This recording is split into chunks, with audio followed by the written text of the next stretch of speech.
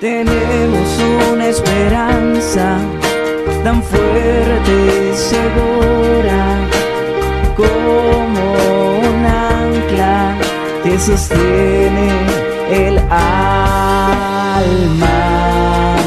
anclados en la palabra, anclados en la palabra.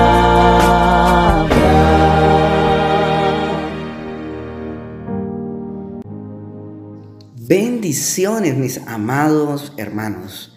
Les saluda su pastor Adrián David Barba Rodríguez. Es un gusto poder compartir este tiempo con ustedes, esta enseñanza, y vamos a pedir que la gracia de Dios esté sobre nosotros y Él sea hablando a nuestras vidas.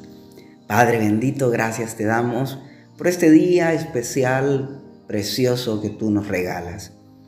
Gracias por todo tu amor, por toda tu misericordia, por toda tu bondad. Queremos que en cada hogar, Señor, tu presencia sea tocando nuestros corazones.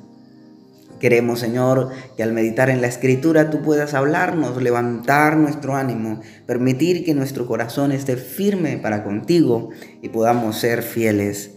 Y gracias te damos, Señor, porque tú siempre estás hablando, guiando y mostrando el camino que debemos seguir.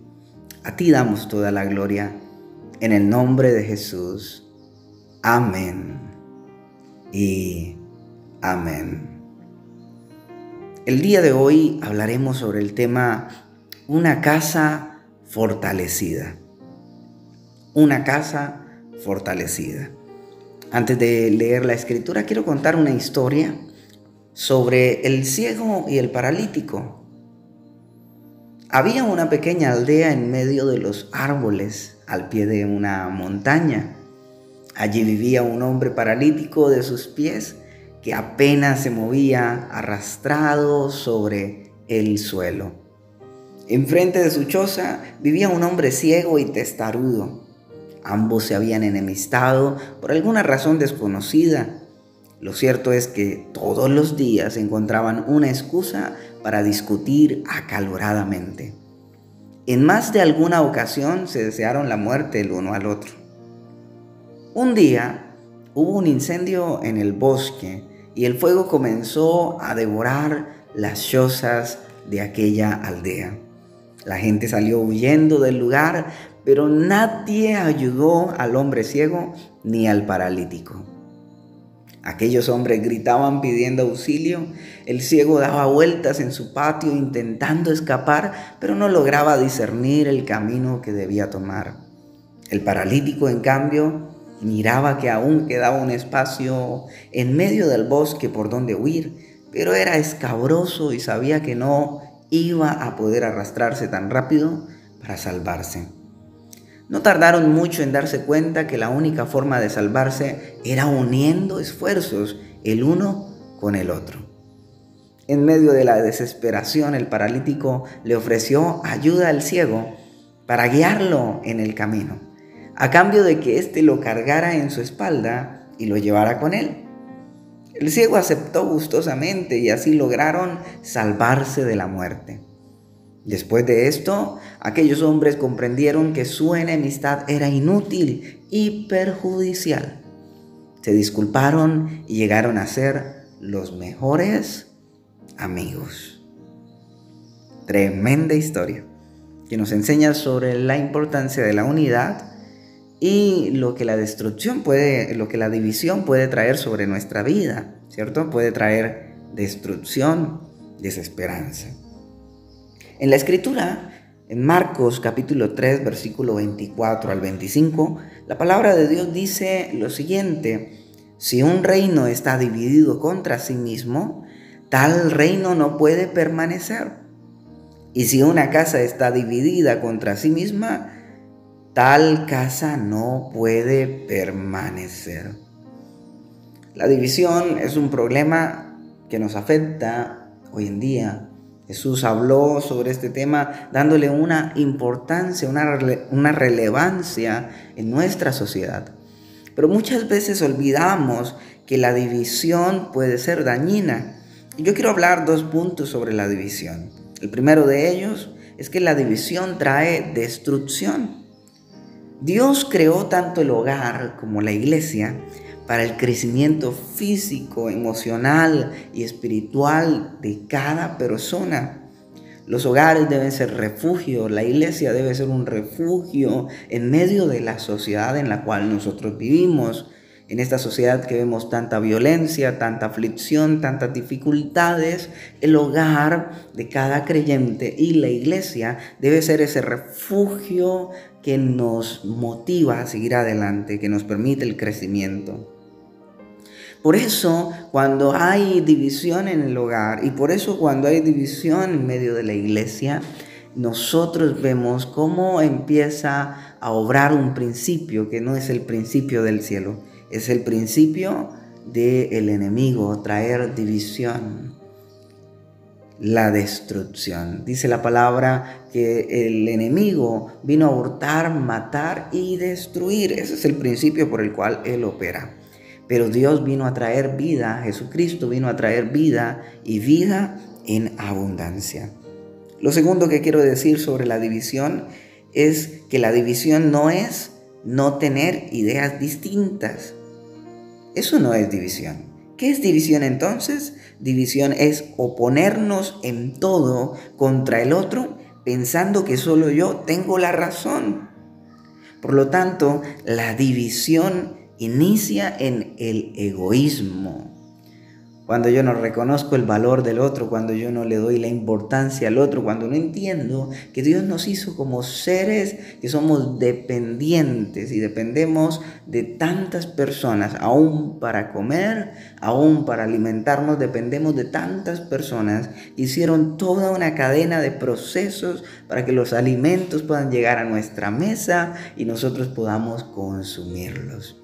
Aquel que labró la tierra, aquel que sembró la semilla, aquel que estuvo pendiente durante todo ese tiempo cuidando aquella planta, aquel fruto de la tierra, aquel que recogió, que veló por recoger la cosecha, aquella persona que sacó ese producto hacia la ciudad, que lo comercializó, aquella persona que, sencillamente trabajó para que nosotros podamos tener esos alimentos en casa. Dependemos de tantas personas, pero no nos damos cuenta porque a veces nos encerramos en nosotros mismos y nace algo en nosotros que se llama egoísmo.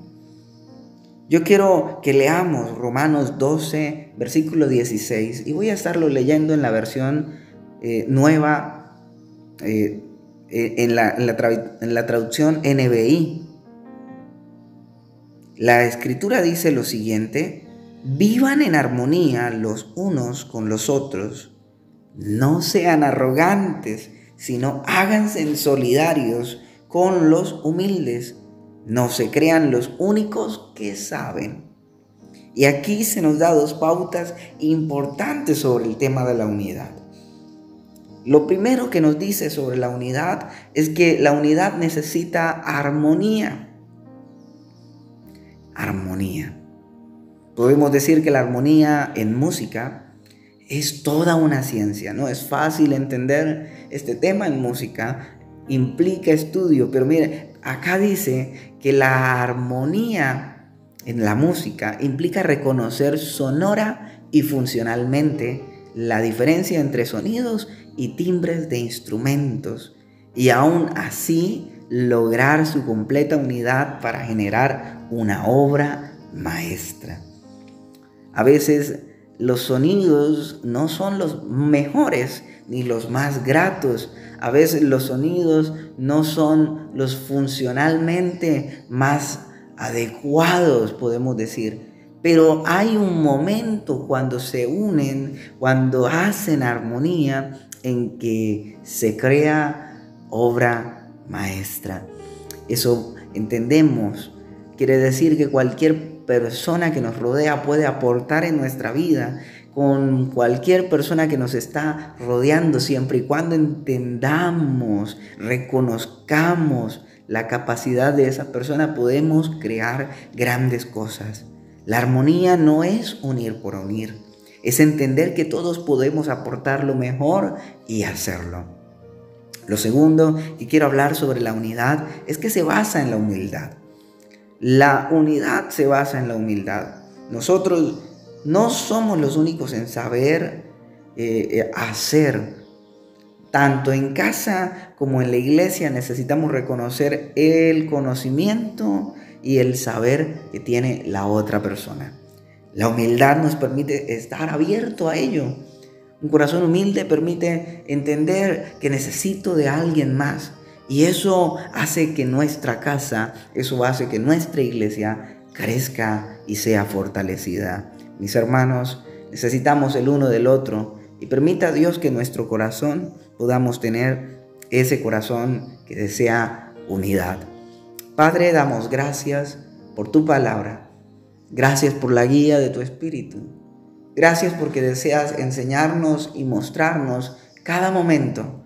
Y queremos, Señor, que esta palabra que hemos meditado, esa historia de la que hemos hablado del ciego y el paralítico, esos pasajes que hemos leído en Marcos 3, 24 al 25 y en Romanos 12, 16, podamos nosotros, Señor, a través de ellos entender lo que tú nos estás hablando y podamos poner en práctica, Señor, este principio de unidad, tanto en la iglesia como en nuestros hogares. De tal forma que podamos ver en nuestros hogares y en la iglesia, Señor, un refugio, Señor, un lugar de crecimiento, un lugar en el cual nuestras emociones, nuestros pensamientos, Señor, aquellas cosas que nos guían y también a nuestra vida puedan ser realmente conservadas y nosotros podamos crecer en ti. A ti damos la gloria en el nombre de Jesús. Amén y amén. El Señor les bendiga, mis hermanos. Ha sido todo un gusto poder compartir esta palabra con ustedes. Tengan muy buen día. Anclados en la palabra.